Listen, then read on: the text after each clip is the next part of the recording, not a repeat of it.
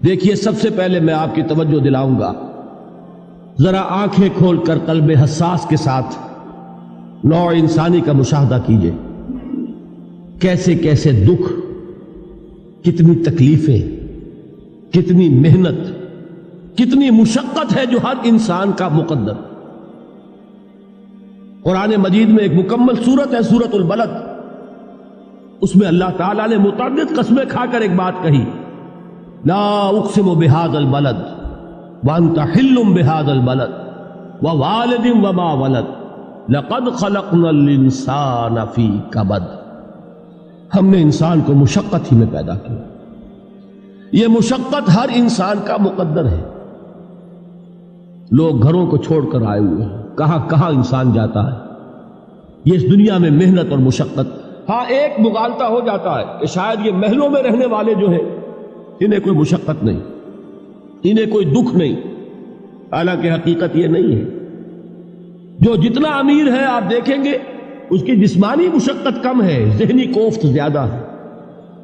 ٹرینکولائزرز کی انہیں ضرورت پڑتی ہے، انہیں سیڈیٹیوز چاہیے، خواب آور دوائیں مزدور کو نہیں کبھی ضرورت پڑے گی۔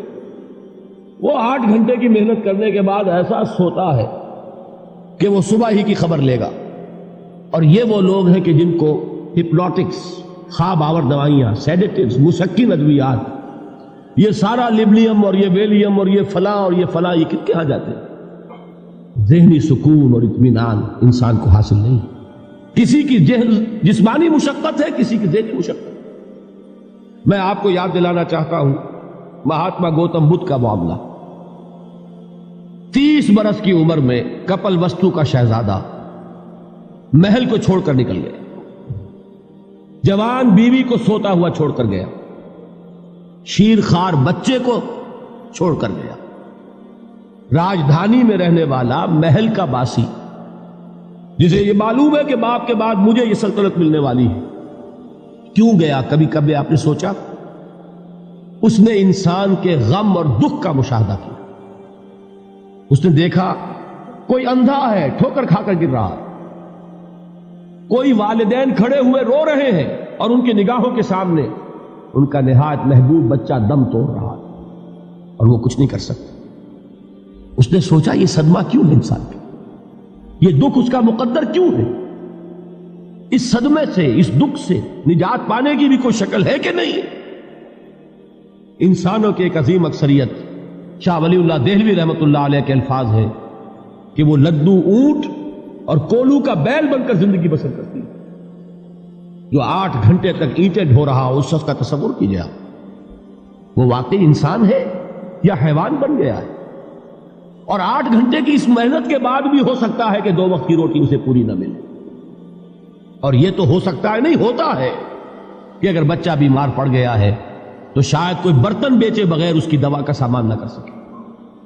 ایسا شخص کتنے بوجھوں تلا دبا ہوا ہے، کتنی مشقت کے اندر پسا ہوا ہے۔ لدو اونٹ اور کولو کا بیل، انسانوں کی عظیم اکثریت کی سطح پر زندگی بسر کرتی ہے۔ لیکن آپ کو معلوم ہے کہ کولو کے بیل کے لیے مشقت ہی مشقت ہے، اس کے احساسات یہ نہیں ہیں جو کہ ان سے انسان کو جو صدمہ پہنچتا ہے۔ ایک بیل کو اس سے کوئی غرض نہیں کہ اس کا کوئی بچہ بھی تھا کہ نہیں تھا، اس کو کوئی بخار ہوا ہے یا کیا ہوا ہے، اس صدمے سے وہ بیل بچا ہوا ہے۔ گھوڑے کو کوئی پتہ نہیں کہ میرا بھی کوئی اولاد میری ہے یا نہیں ہے اور مجھے اس کا کوئی صدمہ ہے یا دکھ ہے، کوئی پتہ نہیں۔ لیکن انسان کا معاملہ یہ ہے کہ والدین کو جو جو دکھ دیکھنے پڑتے ہیں اپنے بچوں کے لیے، اپنی اولاد کے لیے۔ رات کی نیند ہے حرام ہے اس لیے کہ بچہ بخار میں تپ رہا ہے یا درد سے تڑپ رہا ہے، لہذا نہ ماں سو سکتی ہے نہ باپ سو سکتا۔ میں نے ایک موقع پر دیکھا، لاہور میں کیروسین آئل، اس زمانے میں ابھی سوئی گیس نہیں آئی تھی اور اکثر و بیشتر جو ہے یہی مٹی کا تیل جو ہے ایندھن کے طور پر استعمال ہوتا تھا، اس کی شارٹیج ہو گئی تھی۔ تو کئی فرلانگ لمبی قطاریں لگتی تھی ان دکانوں کے باہر، ڈپوں کے باہر، اور ایسے ایسے منظر بھی کہ ایک خاتون برقع پوش، ایک گود میں بچے کو لیے ہوئے، ایک کی انگلی پکڑے ہوئے، بوتل ہاتھ میں لیے ہوئے تیل کے لیے، اور کئی گھنٹے کھڑی ہے دکان۔ یہ مشقت انسان جھیلتا ہے کہ نہیں؟ غالب نے اس کا نقشہ کھینچا ہے۔ کہ رنج سے خوگر ہوا انسان تو مٹ جاتا ہے رنج، مشکلیں اتنی پڑی مجھ پر کہ آسان ہو گئی۔ ہم بھول جاتے ہیں، ورنہ واقعہ یہ کہ قلب حساس ہو اگر، اور قید حیات و بند غم اصل میں دونوں ایک ہیں، موت سے پہلے آدمی غم سے نجات پائے کیوں۔ اچھا یہ تو ہوا لقد خلقنا الانسان فی کبد۔ حیوانات کا معاملہ ایک اور اعتبار سے آسان ہے، ان سے کوئی محاسبہ بھی ہے کیا؟ کوئی جواب دہی بھی ہے؟ کوئی ان کو اللہ کے حضور میں کھڑے ہو کر اپنے اعمال کا حساب بھی دینا؟ نہیں۔ انسان کی یہ ٹریجڈی ہے، یہ المیہ ہے انسان۔ اس کو بھی قرآن مجید کی ایک سورت میں قسمیں کھا کر اذا السماء انشقت، اس کے بعد کیا فرمایا؟ یا ایھا الانسان انک کادح الی ربک کدحا فملاقیہ۔ اے انسان، تیرا المیہ، تیری ٹریجڈی اس سے کہیں بڑھ کر ہے، تجھے صدمے پر صدمے جھیلتے ہوئے، مشقت پر مشقت برداشت کرتے ہوئے ایک روز اپنے رب کے حضور میں بھی کھڑا ہوگا، جواب دہی بھی کرنی۔ اس دن کے حساب سے، اس دن کے احساس سے جو بڑے بڑے ہماری امت کے عظیم جو گلے سرسبد ہیں، ان کا یہ حال آپ نے پڑھا ہوگا۔ حضرت ابوبکر صدیق رضی اللہ تعالیٰ عنہ وہ ایک عجیب کیف کے عالم میں فرمایا کرتے تھے، کاش میں درختوں پر چہچہاتی ہوئی چڑیا ہوتا جس سے حساب کتاب نہیں ہو، کاش کہ میں گھاس کا تنکا ہوتا جو آج ہے اور کل آگ میں جلا دیا جاتا، ختم ہو جاتا، اس سے محاسبہ کوئی نہیں۔ وہ جس کے احساس سے کہ حضرت عمر جو ہے اپنے انتقال کے وقت سخت بے چین تھے، ان کے بیٹے حضرت عبداللہ ابن عمر رضی اللہ تعالیٰ عنہما نے ان کا سر جو ہے وہ اپنے زانوں پر رکھ لیا تو کہا نیچے ڈال دو۔ ایک عجیب بے کلی اور بے چینی۔ انہوں نے کہا ابا جان آپ کیوں پریشان ہیں؟ آپ تو عشرہ مبشرہ میں سے، آپ کو تو اللہ تعالیٰ نے جنت کی بشارت حضور کے ذریعے سے اس دنیا میں دی۔ حضرت عمر فرماتے ہیں کہ خدا کی قسم اگر قیامت کے دن عمر برابر سرابر پر چھوٹ گیا تو بہت بڑی کامیابی تصور۔ یہ احساس جن کو ہوتا، حضرت علی کا حال کیا ہوتا ہے؟ ابھی جو آپ نے حافظ صاحب سے سنا، یہ حضرت علی کا معاملہ ہے کہ ایک تیر پیوست ہو گیا تھا، کسی طرح نکل نہیں رہا تھا۔ حضرت علی نے فرمایا کہ اچھا چھوڑو مجھے، میں نماز کی نیت باندھتا ہوں۔ نماز کی نیت پڑھتے تھے تو لرزتے تھے، کانپتے تھے، کس کے سامنے کھڑا ہوں اور کس کے سامنے مجھے ایک دن جواب دہی کے لیے کھڑا ہونا ہوگا۔ لن تزولا قدم ابن آدم، حضور نے خبر دی ہے ابن آدم کے قدم ہل نہیں سکیں گے۔